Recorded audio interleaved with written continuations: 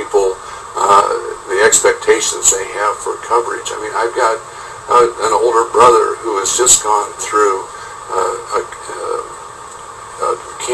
cancer in a process that's going on about 9 months now in Rochester. I mean, are you telling me that because he's 69 years old that you're not going to provide him with the medical care that he needs? But I also know a couple who has a gym membership covered that they never use. So, well, then I wouldn't pay for that policy then if I didn't use it. But Medicare and Medicare Advantage. So I think that's part of the question is, should taxpayers continue to pay for some of the same people that want to do away with Medicare Advantage today are the same ones who used to gripe about the people in Florida having more benefits than what we do here in Iowa. So we finally reformed the system so that Iowans have access to the same benefits that other parts of the country have had. And now you want to do away with that. I mean, people like those policies. They really do. Yeah, I'm just trying to understand if you're going to really get to reform, can everybody have everything they've always had and have us still curb spending? I think That's really my problem. I think there are ways of providing the kind of services that people need and holding down the costs without having to deny coverage to people, yes. So we can continue to have all the benefits everyone currently has going forward as more people come into the system. I just want to make sure. Without reform in the system, I don't think you can. But if you actually may have real reform in the system that allows the doctors to practice medicine and patients to have a relationship with them, to actually have efficiency in the system, do away with waste, fraud, and abuse in the system, yes, you can. I mean, and to not address those issues, you're not going to have any consensus. Quick question on the sort of the culture of Congress these days. I think everybody would agree it's not working, and both sides are blaming the other side. So let me turn Carolyn's question around, and we'll make the supposition that you like that the Republicans are going to control the House next year. I don't know what's going to happen, but that would be my hope to try and have change the culture in Congress. That would be the thing that would be very good that's to my the question. people. What would the Republican, what is Speaker Boehner going to do differently than Speaker Pelosi has done? I will tell you. And what will you do to help them? Well, Boehner and I have had many conversations about this exact thing. And the first thing that's going to happen is that you're going to have a Congress that actually functions as a legislative body. That you're actually going to have bills. We're not going to have these big, massive bills that are stuck through in the middle of the night to vote on the next morning. They will be broken down by individual issues. They will actually go through a process in subcommittee. You'll have hearings. You'll have markups. Full committee, you'll have hearings. You'll have markups. When you get to the floor of the House, you'll actually have something that's unique today in this Congress would be amendments. Having all members represent all of their districts. Right now there's only one district represented in Congress, and that's in San Francisco. And it is outrageous on both sides of the aisle. You talk to people on the other side, they are totally shut out of the system. And that's the first thing you're going to see. And I think, as an example, going back into January of 1995 with the Contract with America, every one of those bills in that first 100 days went through a fair, open process. Every subcommittee, every full committee, and there were amendments on the floor of the House. Entirely different than the way things are jammed through today. And I think why you're seeing Congress be absolutely dysfunctional is because there's no bipartisan support for this agenda. You're making a pledge today that absolutely, when you go to Congress next year, absolutely, and the Republicans are control, your pledge to your constituents is that that's the way it's going to be. They're actually going to have a representative. And I tell you what, people from Democrat districts, it'll be very unique for them because they'll actually have a representative that will affect something also. I mean, it's unbelievable what a change a legislative body would be. I've been there long enough to see this. What is going on is absolutely outrageous. It is totally made the place dysfunctional, and you know what? You'll end up with a better product in the end because you'll have input from different ideas and different thoughts, and they'll be considered seriously. Today, nothing is considered seriously unless it's written in the Speaker's office. We've got a number of other issues we need to cover in the roughly 20 minutes we've got left, so can we turn to the Farm Bill, the 2012 Farm Bill, and tell us what you'd like to see in it and whether you think direct payments to farmers should continue. What I would like to see is a focus on what modern agriculture is as far as the production today, as far as the conservation part of it is extraordinarily important, I believe.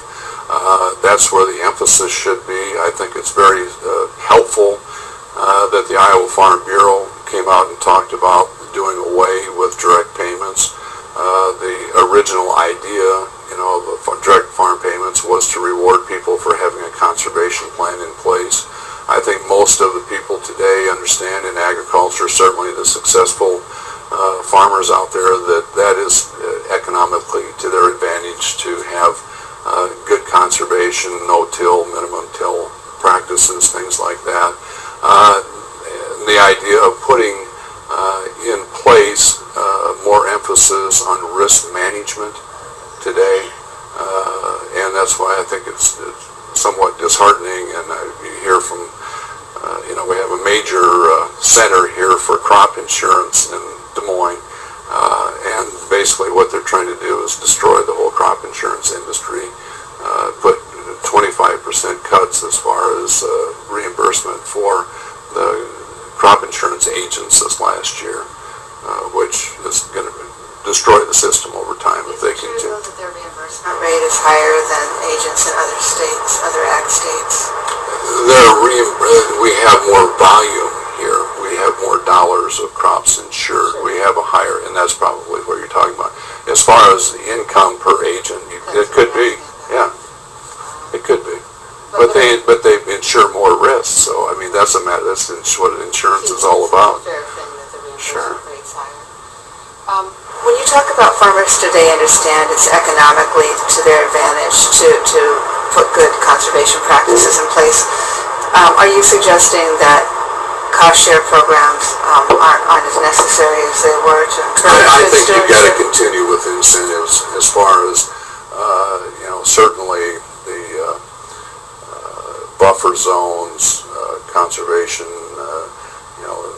CRP, all of those things. If you want those to continue, you're actually going to have to have a level of... Why if it's to their advantage? Because I Well, don't think anybody disagrees well, there should be a strong safety net for farmers in bad Right, times. right. But in good times, when they're making money, and it is to their advantage to, limit fertilizer to what they need, to have grass, areas, to have buffer strips, why are we rewarding that? Well, because it's the right thing to do. You've got, with corn at $5.50 a bushel today, you would have the CRP ground totally torn up around the country if, in fact, you did not have payments for CRP.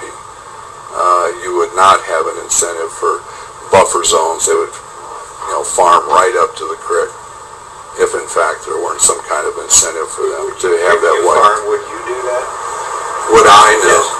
Why not? We have, because I don't want to lose the soil, basically. It's our biggest resource we have. Wouldn't your neighbors all say the same? I would think most of them, but I think you've got a tremendous economic incentive to farm fence row to fence row the way it is at the high prices they are today. I think some level of incentive certainly is necessary, maybe not as much as what has been in the past, but I think to do away with those kind of programs would be not far-sighted. How about energy legislation? What would you like to see happen if you could craft energy legislation without any interference from the rest of the members of Congress? What would that bill look like? And If I was the speaker today and it Sure. was Pelosi, Why not? I could jam through anything. Exactly. And if you also included in that, can you please talk about the ethanol subsidy and what that should be? Okay.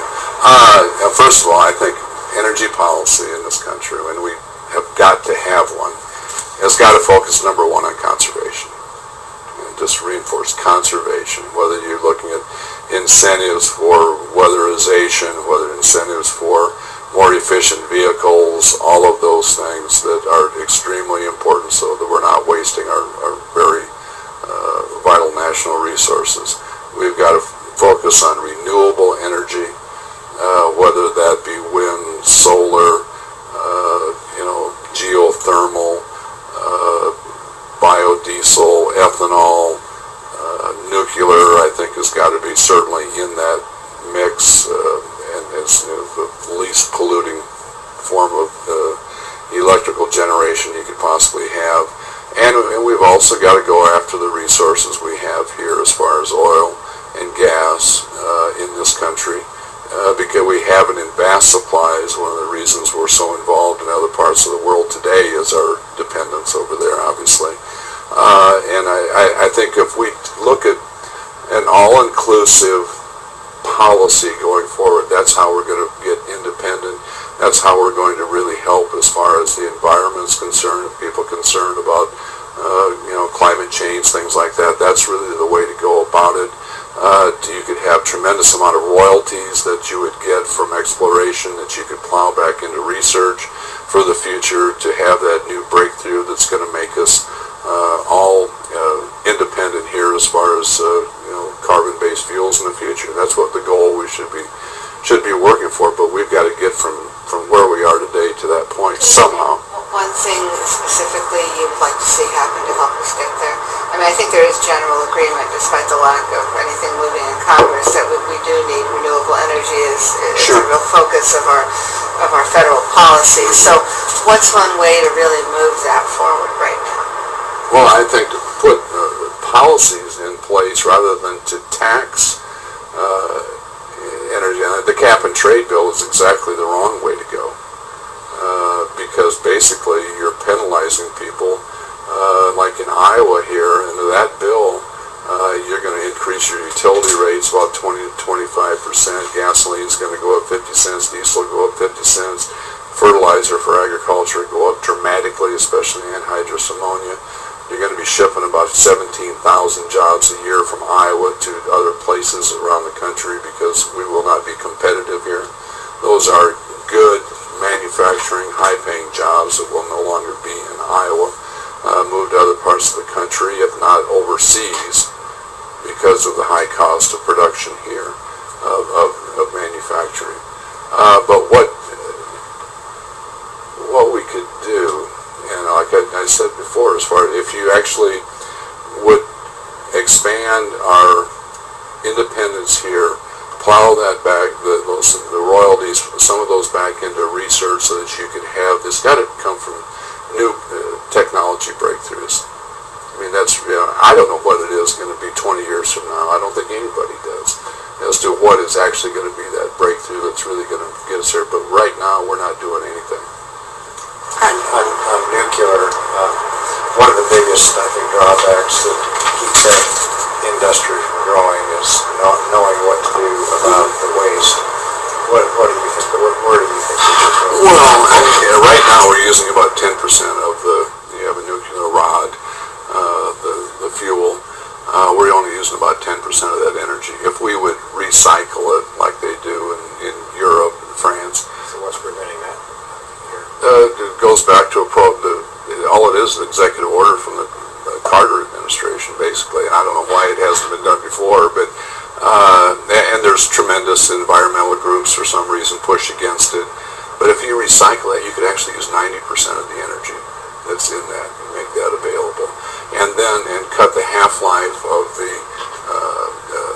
nuclear material from about 100,000 years down to about 10,000 years. Still a long time in the future, obviously, but much safer and easier to handle and easier to dispose of. I think it's very unfortunate that the